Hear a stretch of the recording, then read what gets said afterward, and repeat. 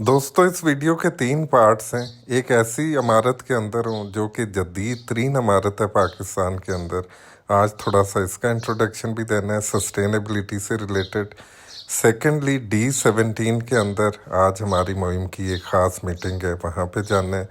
और थर्डली जो रात को बारिश हुई है, और ये व्लॉग 11 जुलाई को रिकॉर्ड हुआ था तो मैं आज अपलोड कर रहा हूँ। और इस मुहिम से रिलेटेड कोई भी वीडियो आप देखते हैं तो आप सस्टेनेबिलिटी की तरफ कंट्रीब्यूट कर रहे हैं। और अभी तक हम 2 मिलियन रुपीज़ इसी चैनल से कमा के बारिशी पानी से जो खुश्क बोर हैं उनके ऊपर और मस्जिदों में जो वज़ू का पानी है उनको महफूज करने पे लगा चुके हुए हैं। अस्सलाम वालेकुम, आई होप आप सब मेरे दोस्त खैरियत से होंगे। इस वक्त मैं D17 के अंदर हूँ और ये J7 एम्पोरियम मॉल की छत के ऊपर। तो आपको थोड़ा सा यहाँ के मनाजिर दिखाते हैं। नीचे आप देख रहे होंगे एक तरफ इस्लामाबाद, और आप मुझे बताएं कि मैं किधर खड़ा हूँ, रावलपिंडी में या में खड़े हैं? रावलपिंडी डेवलपमेंट। तो ये बड़ी एक इंटरेस्टिंग सी चीज़ है। ये नीचे रोड से इधर इधर रावलपिंडी है, ये बीच की रोड है, और सामने आपको नज़र आ रहा होगा D17, और एक तालाब भी नज़र आ रहा है। एक नहीं, एक ये पीछे भी है, ये भी मैं आपको दिखाऊं, ये वाला। तो खैर आज अभी हमने D17 जाना है। थोड़ा सा आपको मैंने कहा मैं इधर का भी विज़िट करवा दूं। ये साइड भी आप देखें, हर तरफ आपको घर ही घर नज़र आ रहे हैं, और साथ में अभी सूरज भी ग़ुरूब होने लगा है। तो ये एम्पोरियम मॉल है J7। तो बड़ी ज़बरदस्त यहाँ के जो मनाज़र हैं। लेकिन सामने आप देख रहे होंगे कि ये मार्गला हिल्स तकरीबन ख़त्म हो चुकी हुई है ना, काट काट के ये कंक्रीट। तो ये आप देखें ज़रा, ये सारी वो मार्गला हिल्स जो अब आपको शायद चंद सालों में इधर घर ही घर मिलेंगे। दूर दूर तक आगे तक आप देखें तो ये कट रही हैं। जो जो आबादी बढ़ेगी तो ये मसाइल तो इवेंचुअली फिर हमें फेस करना ही पड़ेंगे। तो इस साइड पे भी बेतहाशा आबादी है। यहाँ पे तो पहले तो आज से खैर चंद साल पहले इधर मेरा नहीं ख्याल कि कोई घर होंगे, ऐसे ही है। ये काफ़ी जल्दी बहुत तेज़ डेवलपमेंट हुई है ना।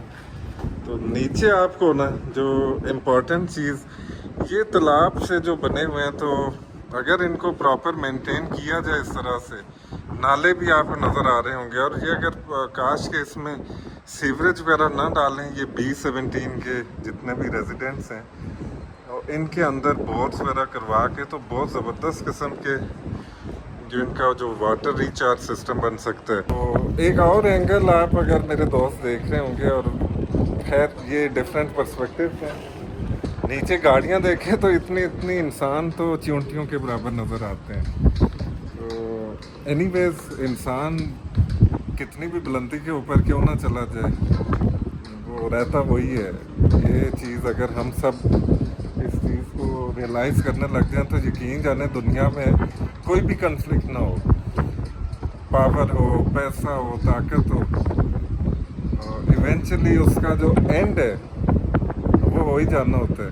सो काश ये लोगों को समझ आ जाए इन चीज़ों की। तो आप ये देखें ज़रा,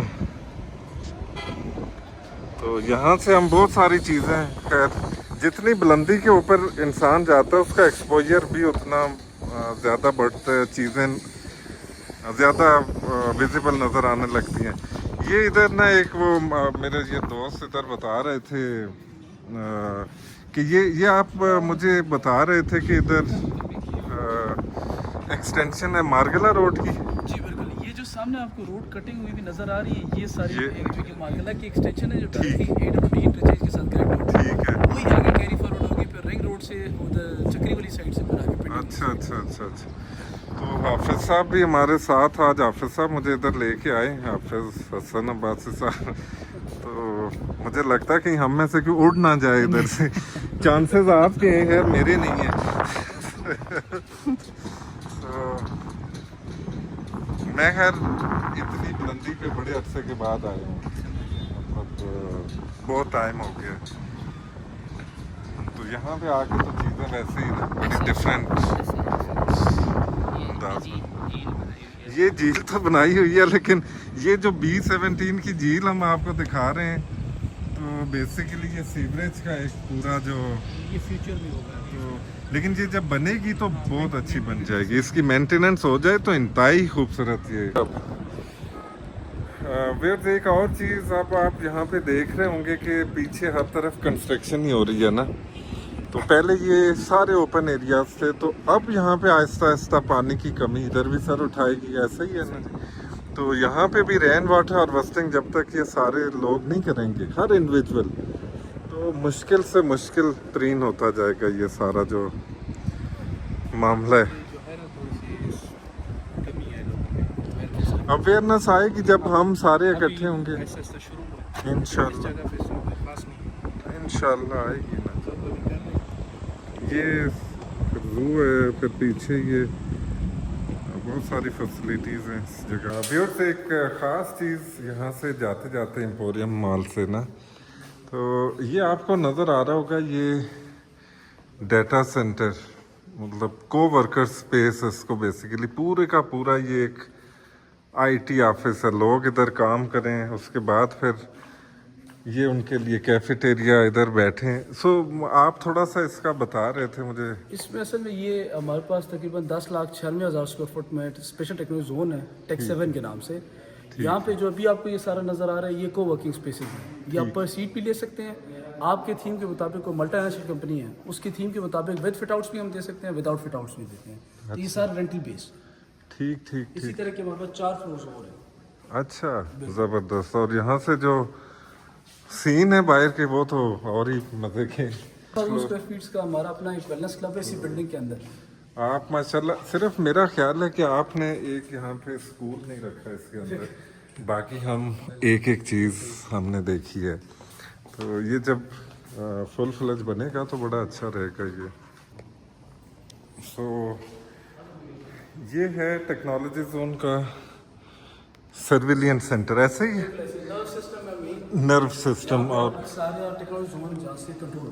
ठीक ठीक ठीक। तो इधर ये टेक्नोलॉजी जोन में जितने भी इनके सर्विलेंस के लिए ये रूम है। ये पूरे की पूरी दीवार पे आप इधर कैमरा वगैरह, SMDs लगी है बेसिकली कैमरास को। ठीक ठीक ठीक। तो आगे अगर हम मेन आपको रिसेप्शन एरिया आ जाता है। अच्छा, आगे अगर हम देखें, प्रोफेशनल कॉन्फ्रेंस रूम आ जाता है। ठीक, यहाँ पे हमने PFE का डेटा सेंटर लगाया हुआ है अच्छा BMS के लिए। ये पूरा डाटा सेंटर है, 7 रैक्स का। अच्छा अच्छा अच्छा। और ये और ये जैसे कि कॉन्फ्रेंस रूम है। फिर इसी बिल्डिंग को कंट्रोल करने के लिए जितने भी एम्प्लॉयज होंगे वो सारे आपकी साइड ठीक ठीक ठीक ठीक ये सारे बेसिकली वर्किंग स्टेशन है। ठीक ठीक ठीक। फिर यहाँ पे अंदर हमारे एग्जीक्यूटिव ऑफिसेज हैं। अच्छा अच्छा, इसी तरह का फिर एक हमारा ज़बरदस्त। तो बड़ी एक ख़ास बात, जो सस्टेनेबिलिटी की हम बात करते हैं, तो एम्पोरियम J7 एम्पोरियम मॉल के अंदर में हूँ आज। ये सारा कुछ आप अभी देखेंगे आगे वीडियो में चलते हुए। तो जो कार्बन फुटप्रिंट्स हैं उनको रिड्यूस करने के लिए या जो सस्टेनेबिलिटी के लिए यहाँ पे क्या हो रहा है, मुझे प्लीज़ आप थोड़ा। बेसिकली यहाँ पे BMS जो इंटीग्रेट IBMS जो हम यहाँ पे इंस्टॉल कर रहे हैं, वहाँ पे आपकी जितनी भी चीज़ें हैं, जितनी बिल्डिंग की तमाम तरह की इलेक्ट्रिसिटी बेस या कोई भी ऐसी वाटर के रिसोर्सेज, सारी चीज़ें आपकी BMS से इंटीग्रेटेड होंगी। अगर कहीं पे अगर पानी का कोई फ्लो फालतू है या फिर कोई इस तरह की सिचुएशन बनती है, तो वो आपको डायरेक्टली ऑनर को नोटिफिकेशन चला जाता है कि बेसिकली आपकी यहाँ पे थोड़ा फ्लो का जो लेवल है वो थोड़ा सा इंक्रीज़ कर रहा है। उसको फिर हम एक एज अ चार्ज करेंगे या उसको फाइन करेंगे। उसके साथ साथ जो आप कार्बन फुटप्रिंट की जहाँ पे बात कर रहे हैं, तो यहाँ पे हम सस्टेनेबिलिटी का बहुत ख्याल रख रहे हैं कि कार्बन फुटप्रिंट को मिनिमाइज़ करें। अब इसी फैसिलिटी के अंदर आप यहाँ पे ग्रॉसरी कर रहे हैं, आप यहीं पे अपार्टमेंट में रह रहे हैं, आप यहीं पे ऊपर रहने लिविंग भी आपकी यहीं पे है, तो को वर्किंग को लिविंग कंसेप्ट जो हमारा चल रहा है उसकी वजह यही है कि कार्बन फुटप्रिंट को ऑफसेट कम से कम हो रहा है कि किसी भी यहाँ पे बंदे को, किसी वर्कर को इस बिल्डिंग से निकलने की जाने की ज़रूरत नहीं है कि उसको यहाँ से गाड़ी का लेके जाके पोल्यूशन की तरफ लेके जाकर कार्बन फुटप्रिंट को मिनिमाइज किया। मुझे एक और चीज़ बताएं, आपने अभी दीरकोट आज़ाद कश्मीर की बात की, तो वहाँ पे आप क्या कर रहे हैं? यहाँ पे जितना भी हमारा कार्बन फुटप्रिंट है उसको ऑफसेट करने के लिए वहाँ पे हमने एक ज़मीन ली हुई है, ताकि यहाँ के जो कार्बन क्रेडिट्स हैं उसके लिए हम वहाँ पे उसको ऑफसेट करने जा रहे हैं। तो क्या मतलब किस तरह से उसको ऑफसेट? इसको बेसिकली आने वाले वक्त में जो COP29 है उसमें आपका आने वाले वक्त में कार्बन फुटप्रिंट का टैक्स लगेगा, तो उसको ऑफसेट करने के लिए बेसिकली हमने वहाँ पे ज़मीन ली है, ताकि यहाँ को उस जगह को आबाद करेंगे, उसको मज़ीद हम दरख्त लगाएंगे, बाकी चीज़ें करेंगे, उससे यहाँ पे आपको कार्बन क्रेडिट्स मिलेंगे।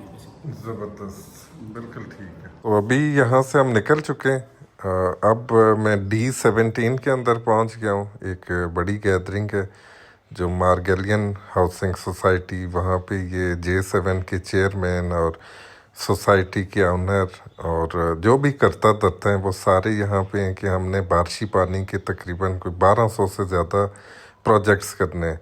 तो जो इस पे डेवलपमेंट होगी तो इंशाल्लाह मैं आगे बताऊंगा। अब प्रॉब्लम ये हुआ कि जो वीडियोस रिकॉर्ड हुई थी वो अभी तक रिट्रीव नहीं हुई। उसमें कुछ स्पीचेस थी जिसमें मेरी भी स्पीच थी, तो खैर जब वो आएंगी तो मैं ज़रूर आपसे शेयर करूंगा। अभी जब मैं वापस आ रहा था रात 10:30 बजे, तो ये जो मखलूक है ना जो आप अभी देख रहे हैं गाड़ी के आगे टकरा रही है, जब ये निकल जाए तो उस दिन फिर शदीद बारिश होती है। और ये हमारा खैर इंडिजिनस नॉलेज है। तो अभी ये 10:30 बजे के सीन है और अब रात 1 बजे फिर इतनी तूफ़ानी बारिश हुई बनी गाला में कि 15 मिनट के अंदर कितने लोगों के घरों के अंदर पानी दाखिल हो गया। ये वो क्लाइमेटिक चेंजेस जिसको हम, चाहे वो ग्लोबल वार्मिंग की वजह से हों, तो इन चीज़ों के ऊपर जब तक अब हमने सीरियस होकर ना सोचा, पानी को महफूज ना किया, तो हर आने वाला दिन हमारे लिए तबाही का मंजर पेश कर रहा होगा। अपना ख्याल रखिएगा। नेक्स्ट वीडियो में फिर मिलते हैं। अल्लाह हाफ़िज़।